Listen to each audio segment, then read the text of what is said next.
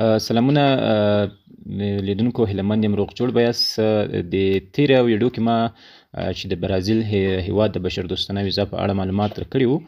ما تاسو ته ویلي وو چې برازیل هیواد ویلي دي چې موږ د 2025 کال لپاره نوي ادارې یا سازمانونه معرفي کوو. تاسو کولی شئ چې هغو ته اپلای وکړئ او بیا د بشردوستانه ویزا د غوښتنې لپاره خپل اسناد جمع کړئ. دلته زما په یوټیوب چینل کې په هغو اړه معلومات شته، خو څو ورځې مخکې دی په خپل د عدلیې وزارت په کوم ویب سایټ کې خبر خپور کړو چې موږ په 2025 کال کې 1500 ریفیوجي ته، مهاجرینو ته دغه لرو، اړتیا لرو.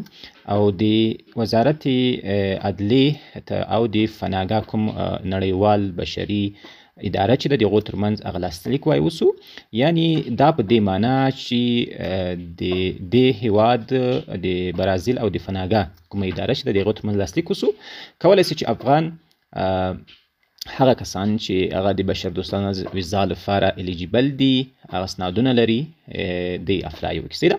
په دې اړه ټول معلومات ویل دي چې دی ماده چې د څه خاطر باندې ویل دي. دلته یې ویل دي چې موږ 1500 افغان دغه ته په 2025 کال کې مهاجرو ته په 2025 کال کې ویلکم وایو، ښه راغلاست وایو، او دغه لاسلیک د دوی ترمنځ څنګه وسو. نو دغه یوازې د فناګا ده. نو په دې ویډیو کې موږ یوازې معلومات درکړو چې دی یوازې اوس فعلا دغه فناګا چې کومه بشري اداره ده چې دا د برازیل هیواد د بشردوستانه ویزا لپاره خلک ورته اپلای کوي، بیا د دوی اسناد ګوري، بیا کله چې کسان د دوی سره شارټ لیست شي، دا شارټ لیست بیا د وزارت عدلیې ته ورکوي، هغه بیا خارجي وزارت ته لیږي، بیا خلکو ته ایمیلونه کوي چې تاسو موږ لپاره قبول یاست، نوره پروسه مخ ته یوسئ.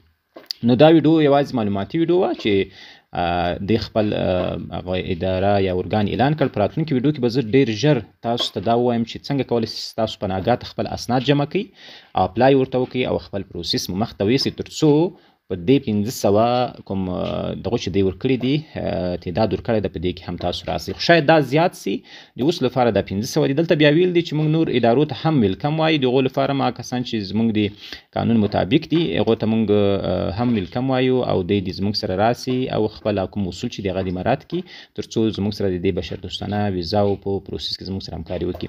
نو دا ویډیو نو زما یوټیوب چینل د سره سبسکرایب کړئ تر څو د نور ویډیوګانو لپاره هم په وخت خبر سئ. نو د دې فناګا ته د اپلای کولو د اسنادو لیږلو طریقه به زه په راتلونکي ویډیو کې ډېر ژر در سره شریک کړم.